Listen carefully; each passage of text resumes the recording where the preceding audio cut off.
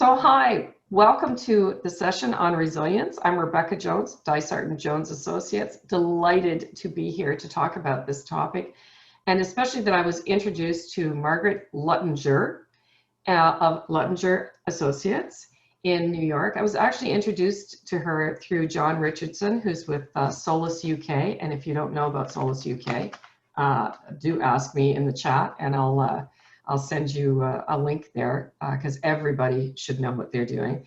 But because I talked to John and I said we were going to do a session on resiliency and rebuilding, and he said, then you have to talk to Margaret. And wow, it's been fabulous because she, like me, deals with different organizations all the time. And in fact, Margaret, give just a little bit of background on how you came to even know John, but also your work in terms of working with organizations and individuals.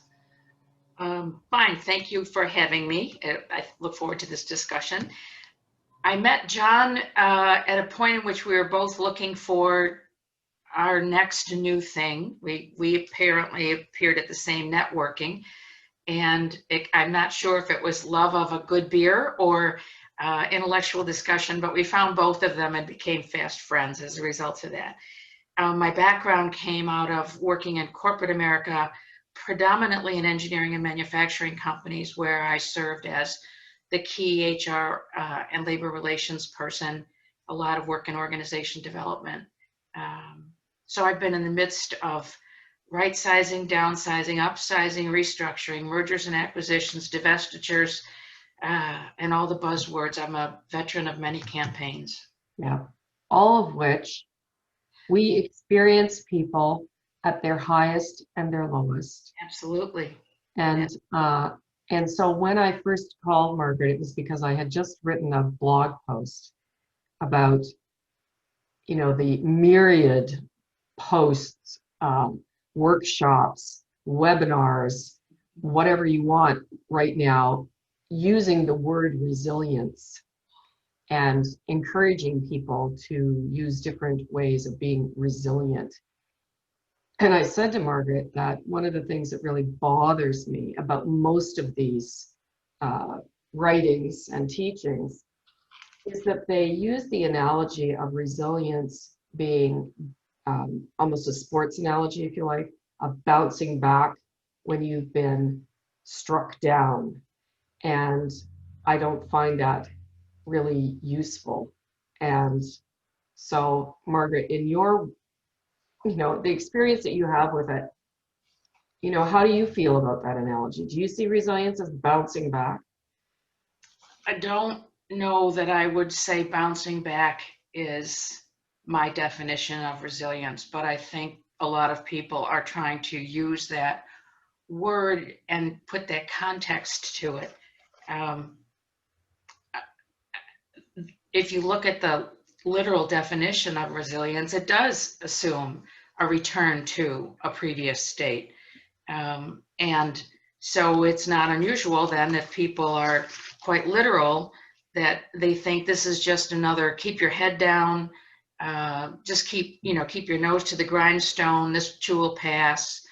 And I don't think that's the case at all. I think resilience is more of that model defies growth and it defies nature. Nature is resilient. You know, she goes through a lot of change. She doesn't really go back always to what she was in the past. I just think of flying over the mountains at one point when we had the Mount St. Helens, and everything just turned to ash and black, and the bumper crop of apples that came up out of that and other things that came up. When there is extreme duress and stress and crisis, which is when we seem to talk about resilience, there's transformation. So I think of resilience as the gateway to transformation and to a world of ambiguity, which is very frightening to a lot of people. It's not their natural state. Their natural state is more the present and the past. Right, right. And it's not really fair to people either to think you're going to get through this. In fact, some of the language that we use on getting through it, you know, implies that it's a slogging through rather than a learning and a growth. And I'm not saying that, like, I'm not a, you know, motherhood apple pie, let's all hug each other and sing kumbaya. I do believe, though, and I was so refreshed when I read Brene Brown about resiliency and about it is almost like it's a bank deposit. The more that we seek out joy, right, and through various experiences, and almost put that as a deposit system, because we know we're going to need it. Yeah. Because learning always implies unlearning. Yes. And it's unlearning that's really tough for people. And that's where the resilience really comes in. I know that in a lot of your work, you do use Myers-Briggs, and you and I are both believers of Myers-Briggs. It is an indicator. It is not a test. There we go. But talk to me a little bit about the, you know, the guardians and the rationals, and that helps us understand how people's perceptions of those critical incidents and that learning and that growth is perceived differently, and can in fact help or hinder people as they are exercising resilience. As I'm thinking about all of this, and we're talking about resiliency and rebuilding and kind of in a leadership focus.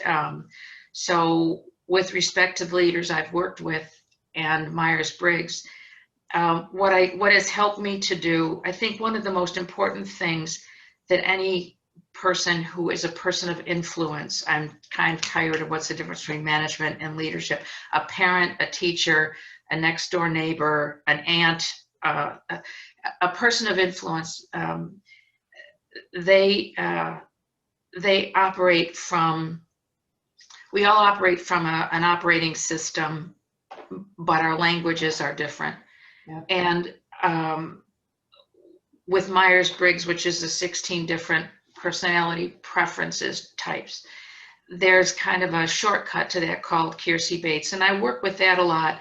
And you refer to it, the guardian temperament, the artisan temperament, the rational temperament, and the idealist temperament.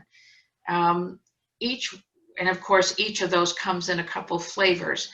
A flavor that is a more private, inward thinking, has a unique set of communication skills, or a more external processing type. So we have flavors of these people. But when we just talk about a guardian influencer or a rational, guardians by and large are traditionalists. They're the people who are concrete, here and now, literal. They hear literally. They may not know what you meant, but they'll tell you exactly what you said. And so they are very good at always looking to the past and tagging up that to the future before they move forward, quite in a linear way. Right, that's right. Artisans are people who are kind of cousins to them.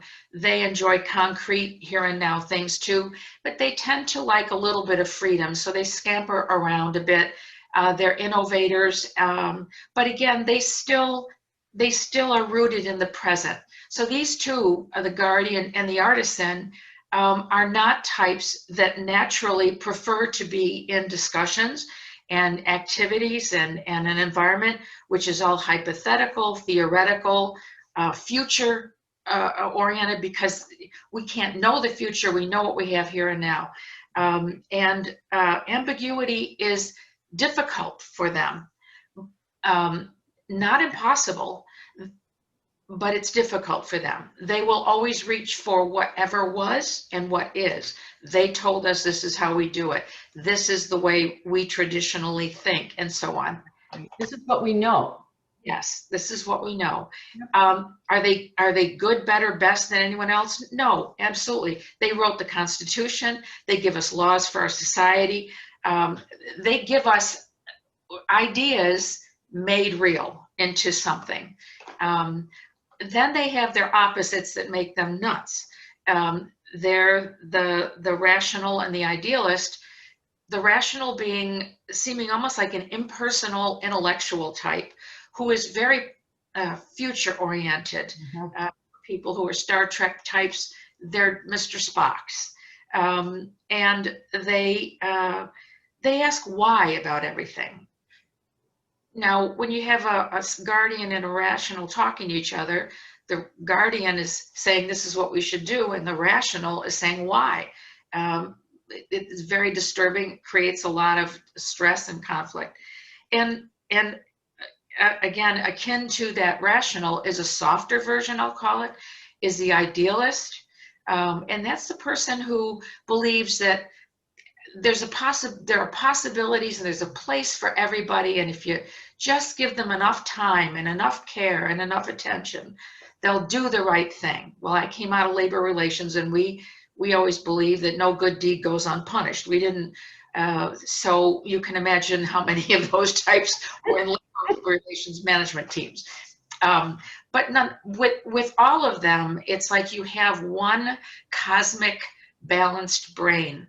But somehow the universe decided to have some fun with us and make us into individual differences. And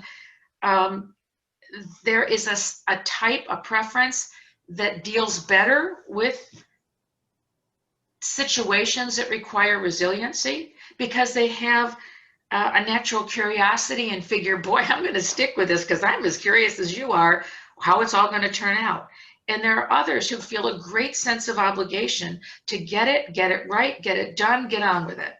And in leadership, if you don't know this about yourself, you're at a tremendous disadvantage to manage yourself through chaos and turbulence and situations that require resilience and rebuilding.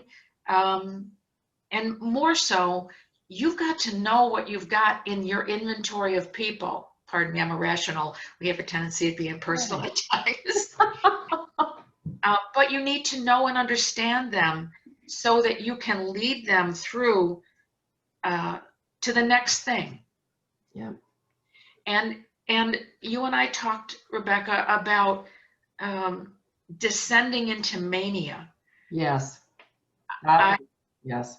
I think that I don't know this. I haven't done some grand experiment. I'm just going off of about 30 years of working with corporations and people from the ground to the corner office. I think that people who are the guardian type, the ones who feel great responsibility for get it done, get it right, get on with it. They check off, they have something on their day is planned, and they have all their things that they're going to do marked down, and as they do them, they delight in checking them off. And I think when things are in chaos, they can descend into mania of trying to get everything done and be responsible for everyone. And they can also go into depression, I think, of not being able to accomplish or achieve or do what they're great responsibility-oriented people. Right, right. And it is carrying that responsibility. And I hadn't, when you said that to me, it was because we were talking about, some of the coaching that I do of senior teams. And many, senior teams have people that are guardians, right? Because they are responsible people. They take on the responsibility, and they have been feeling a huge load, weight through the last 6 months to know what's the right thing to do with people, having to furlough people in the US and lay off people in Canada, and how many, and how do we, start to rebuild, and what's going to come out of this. And And I had never thought, I hadn't thought about it as a descent into mania. I saw it as an extension, that people are right now going. I mean, so many organizations, you know, that still have work, that are able to work, going into the virtual environment. I'm sure there's all kinds of other sessions talking about the virtual environment, where we didn't send people home with the right technology, with the right chairs, with the right working surfaces, right? We expected them to work at their kitchen table, for God's sake. And so then slowly these guardians, right, the senior teams start to realize this is going on much longer. Now what do we do? And they are going. And that was the mania that you introduced me to, because that is a real worry of mine, that people are exhausted. So there, you know, there's this continuum of resiliency, if you like.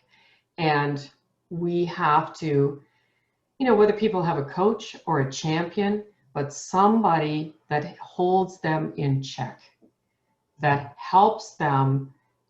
You're spent, okay? And in fact, you're not helping yourself or anybody else any longer. You need to get refreshed. You need to find some joy again, build up those reserves. Maybe it's good that resiliency and reserves start with R. And I'm sorry, we'll have to get you a name that starts with an R, because, you know, Rebecca, anyway, so you can get back into that. The pendulum has just swung so far, right? And what I was thinking here was, right, that when I've looked at, and we do, you know, little research projects, when we do all the leader development that we do into what leaders need long-term, which is energy. They need a lot of energy. So that feeds their resiliency. They need curiosity. And I know that doesn't come naturally to all the types, all the preferences. And they need to love to learn. They have to keep learning. So that all fuels their resiliency. But how do we help people then, Margaret, when they've spent that resiliency and they're into the mania?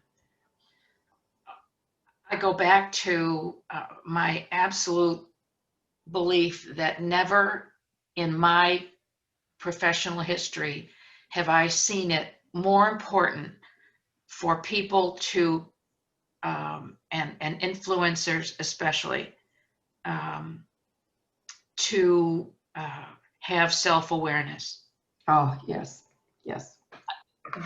There is the knowledge of it. It all starts with me. It all starts with me. You know, and I have to develop a mechanism. I think when we're in these conditions, we have to, it's how we think about adversity. It's and how we think about change, and it's how we interpret events in our lives, how our thinking style, which comes out of our temperament, causes an emotional response and behavior. Most of us are clueless about how we, the impact of us when we enter a room, open our mouth, look at someone. We have no idea. And if ever there was a time for teachers and influencers of all kinds, leaders, to be aware of that, it is now. And there will be some who will think this is great, you know, and others who will say, listen, we're not a mental health institution, we're a business, we haven't got time for this. But there's no way we're going to lead people through and help. We're not going to get through ourselves if we don't know what for example, what our stressors are. Yep. And that comes from what I value, and that comes right out of my preference. I'm working with someone, and we're working through this. This is a person who is dealing with total ambiguity and is an absolute guardian introverted and conclusive. In other words, this person they know what socks and shoes and what toothpaste and what they're going to eat the next day. I don't. If my feet hit the ground the next day and I'm awake, I consider it a good start. I guess I'll figure the rest out. I never have been, to me, that is micro planning, but that's for other people. That's their natural state. Exactly. But knowing my stressors, recognizing the physical signs we've been working on. What does it feel like when you start to feel stressed or whatever? What do you do? Knowing how to soothe yourself. I have this little rock. Yeah. I went on a hike in the Adirondacks with my sons. It's with me all the time. I did something with them that I didn't know I was going to be able to do, or thought, maybe we should bring some kind of special lean thing that if you have to drag me out of the woods, you can do it. But I did it. And so you have to rely on confidence. And that comes from not platitudes like, boy, let's buck up, we can do this, team. It comes from achievement. Right. And you have to reflect on those achievements, know them, hold them close to you, remember them, and reflect on them when you're under fire. Right. And many descriptions I've written, a competence is calmness under fire. And that's really important in a lot of jobs. Curiosity, you mentioned, absolutely. And that's something you have to kind of develop. Reaching out, a sense of humor, I think those things are important, but you must be self-aware. You must know what upsets you. You must know what you look like when you're upset. You have to understand how it impacts on your communications. And once you've got that down, there are all those other types that are your opposite, and you need to understand that. So communications, really being able to listen for nuance as well as facts. Right. I think those things are all really, really, really important. And I have been an evangelista of Myers-Briggs. I use other things, but I never found it to be more helpful than I do right now. Yeah, absolutely.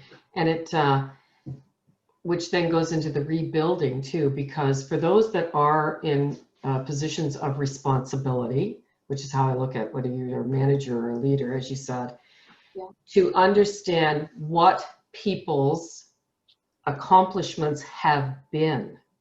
So yeah, our self-awareness is to keep ourselves reminded of what we've accomplished and to, build on that, and to remind others of what they've accomplished. Exactly. So key, right? In any learning process, help them reflect on that. What did you feel like as you were going through those changes? Because you did do it, you did accomplish it, right? And the self-awareness, yeah, because as I said to you too, I really rely on Mintzberg's 5 minds of a manager, which we manage ourselves, right? So the first mind is yourself, to know yourself and what your impact is on other people and on the situation around you and those preferences. That's why I always start with DISC or Kiersey, or, I was delighted that you also use Kiersey, and managing the context. So to understand the context for people, it isn't just that people right now are going through, working from home, which drives me nuts. They're working virtually. Stop saying working from home. They are working digitally and virtually. So getting the language right. Good point. And we've got people with little kids that they're also trying to teach. We've got people with, parents that they haven't even been able to see, or they're really ill or whatever. To take all of this into account, right? To manage change, which means helping people understand what they're going to be able to control and not control in this change. To manage relationships. And relationships are so key to resilience and to rebuilding. They all start with R. There, I'm back to that again. And of course, the last is, the operations, like actually know what the hell you're supposed to be doing. Yeah. And as I say to people too, if you can't find joy in one thing each day, there's something horribly wrong, even if it is that the day is over. Did you find one thing to laugh about today? And if you didn't, like, seek something out. Yes, exactly, exactly. And to go back to temperaments for a second in that context, there are joy for some is accomplishing all their tasks. Right. Okay. And that is legitimately their joy. Yeah. You gave this to me, you entrusted it to me, I'll get it done. You can count on me. And I worry about those people, especially the more introverted variety, because they don't communicate that. They're not aware of it their own selves. That's right.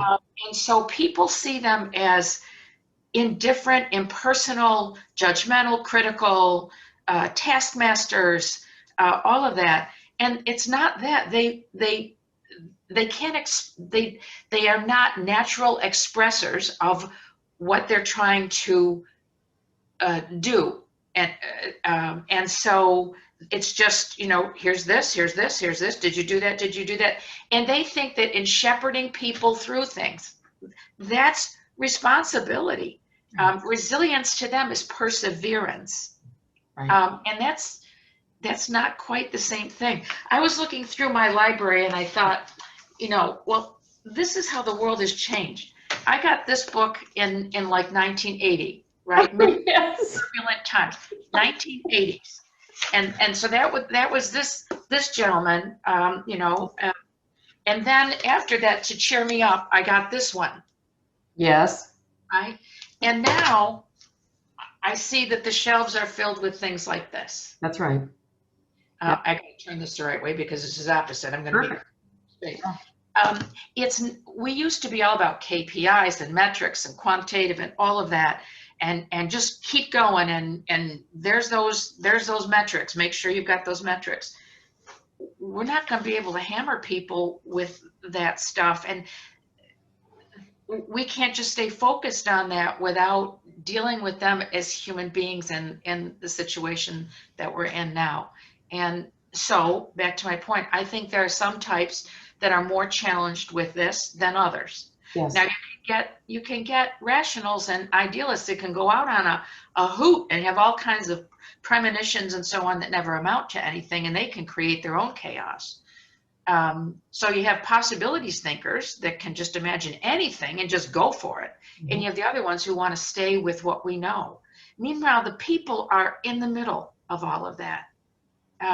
We cannot not be human as influencers anymore. We cannot be, yes men and women. We just can't. Right. We can't bear it ourselves regardless, and we can't help anybody else. So reaching out is something that some people they're not comfortable with. It's important. Those of you who are listening who are more introverted, nobody's suggesting that you change who you are. And they're not saying, oh, listen, go out to the nearest bar and just talk to everybody. But there needs to be some valued relationship that you can go to and talk with, and somebody who knows you that can help you remember what you've achieved and what you can do. Because sometimes we need a partner to remember. Right. And will help you realize when you are going too far. When you are, that's what I mean about the relationships. Yeah. Is having somebody who can say, Margaret, you are now into, your stress is showing all over the place, right? And that you won't blow up at them, although you might, but you carefully chosen them to be your partner through this, even if it's through this. You know, that's the other thing I think people need to realize is, you know, there's that old adage about, you know, different people, different seasons of your life.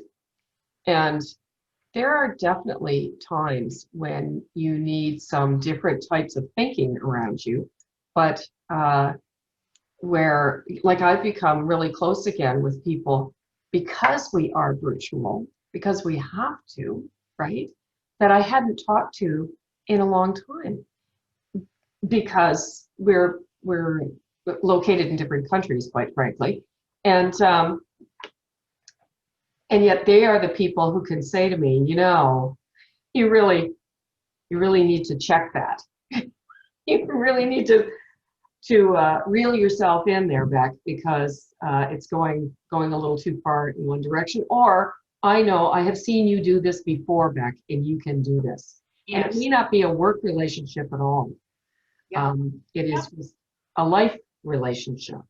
Because we're dealing with ourselves as people. People. Yes. Not suits. Although nobody wears suits now, Margaret. Pardon me? Nobody wears suits now. Yes, I know. People wear jammy bottoms now in meetings.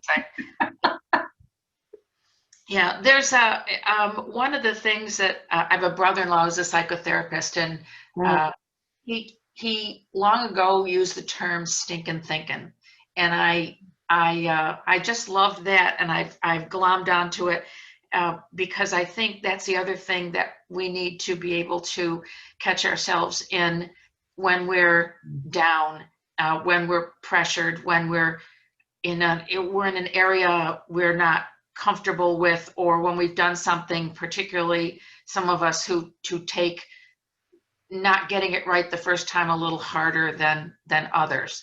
And stinking thinking is important to be able to hear. What are the messages that you're sending yourself, and what is your self-talk when you're under duress, pressure, you're in chaos, you're in circumstances that, you know, spring the concept of resilience, because resilience never comes up in a positive context. We're resilient under adverse circumstances, right? Usually. So, you know, I think that hearing your own voice is also important. And you can be introverted or extroverted, but you also, the thinking function in Myers-Briggs can be introverted or extroverted. So I, for example, am not one of those think to speak first. I've learned which introverts are, and so that, but my thinking is introverted. So I have to be mindful, because I have a temperament that is very self-punishing. If I don't feel competent, if I feel incompetent, I can be very negative with myself. Right. And I have to hear it. I have to hear it. I just think that that's the gift, that a gift to know that, and to just say, well, there you go again. There you go. Oh, well, what else can we say bad about ourselves today? I know I'm doing it now, but I didn't always know that. And that would drive me to do things harder and harder. And that's that mania part, whether I'm a guardian or a rational, it just drives you. And so, yeah, absolutely. And you were mindful. Thank you for using that word, because it reminded me that, you know, to keep that emotional reservoir, as Brene Brown says, which is so key to resilience and the rebuilding.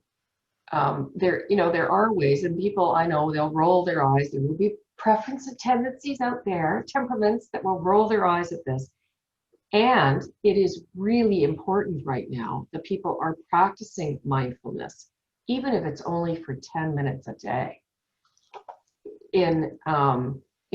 I've been so glad the last number of years that there's been the work around having walking meetings, which you can certainly do now, to go outside and get some fresh air, You don't even have to have your mask on when you're, out walking by yourself. You can have it ready to put on. But that mindfulness is so important in keeping in touch with who we are and what our values are. That's the last thing I want to talk with you about. Is I know self-awareness is intertwined with our values, but those who are most well equipped to get through. I just did it myself.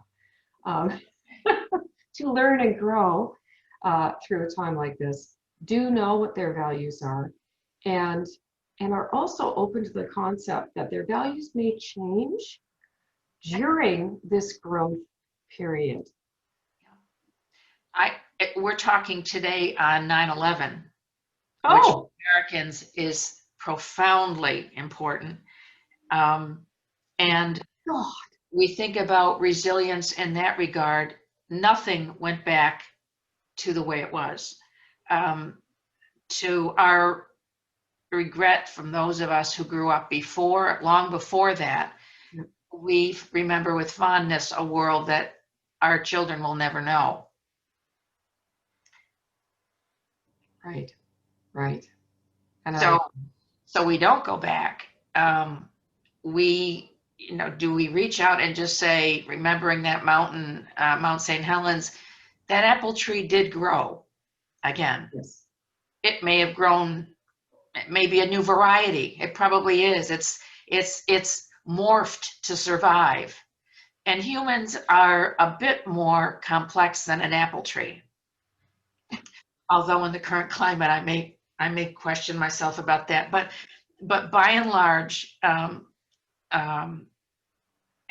we are, and so we are capable. We just don't think about these things. We think about the things that, it's that expression, do the things right instead of the right things.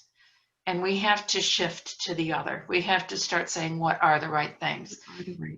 So some of us have to listen to the dreamers and the idealists, but we have to pull that balloon down and tether it to reality. But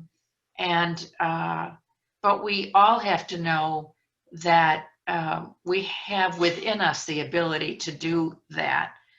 Some of us are more confident because we've had more opportunity. There's a nature and nurture piece to this. People we've had somebody by our side. We've had good leaders. We've had friends. We've had there's healthy and unhealthy resilience, right? Yes. Unhealthy resilience is that mania.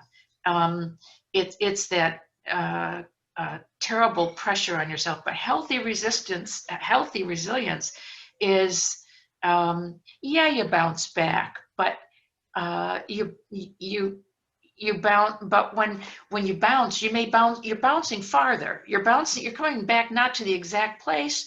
It's landing somewhere else, and we all have the ability to do it. Yeah. Just some of us have been lucky enough to have more people, parents and teachers and all that. And those who haven't, I hope that they will have that opportunity, and that somebody will come into their life to help them find their particular inner strength, because they have it. It's there. Yeah, absolutely. That reservoir is there, and they can fill it up. And I sometimes think too, Margaret, it's, and I've had a friend say this, that for those of us that have really, I say, been blessed with a lot of challenges, right? That's how you learn. I was in Boston at MIT. That's right. It's 9/11. I didn't even think about it. And it's another beautiful sunny day. And, and I couldn't get out of the country. I couldn't get home. Yeah. It took a lot of people who were working with my husband and I to get me across the Canadian border. It was an incredible learning. It was because I had to be very mindful. I had to keep myself calm, but I had 2 little kids at home, and I was okay. I was okay. right? I had thank God, the financial wherewithal and the relationships, back to those relationships, to be able to get home. But wow, that's what you think about right now, like people that have been stuck in places. Yeah.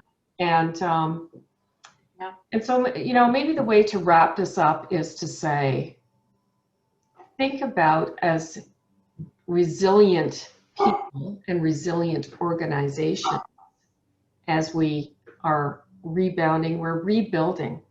We are rebuilding in very different ways, and that the same characteristics and approaches and values, that's what's going to be the same. You may use them differently, but that understanding of yourself, first of all, and what you value most, exercising some curiosity, being open to learning, and the fact that you don't know what everybody else is going through, and that they are looking at this through totally different eyes, and that you can borrow their glasses and put those on to understand what they're going through, and having the energy and recognizing when you're out of energy and that you need to let somebody else. I always love that about the geese. The geese flying, that one, that when the one at the head gets tired, they drop back and automatically somebody else moves in because maybe they have a very different approach that's right for that time. Right. Yeah. Right. Yeah. I have a lot of confidence in young people today. I think that where I anyway was raised in a very hierarchical, this is the way we do it. There was a lot of concrete organization structure, and you grew up through spots, and it's so different for young people now. We took out middle management. We did more with less and all of that. I think that they have had to become more resourceful, interdependent, because there was no one there. Look left, right, up and down. There were not people older than you, more experienced than you, coming in from you were really in a very kind of monocultural company. We're, at least here, it's small bit smaller, mid-sized businesses that are the case, and there's one person, one job often. Right. So I think they've had to be resourceful. They rely on each other. They ask each other, and I have into the sense of that, those geese, they see themselves as one of the flock. They aren't fighting and jockeying for position as much as they are for understanding, and acceptance.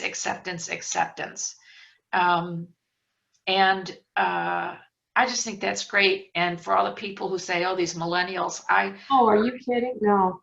I think that really learn from them. They're challenging, but they want to learn. And I think that I hold out great hope for the next generations. I think they're getting it right. Me too, because it took our generation a long time to gain our self-awareness, whereas hopefully that has been a real change, that we started these kids to be self-aware. Yeah. And you realize that you added some more R's to our list.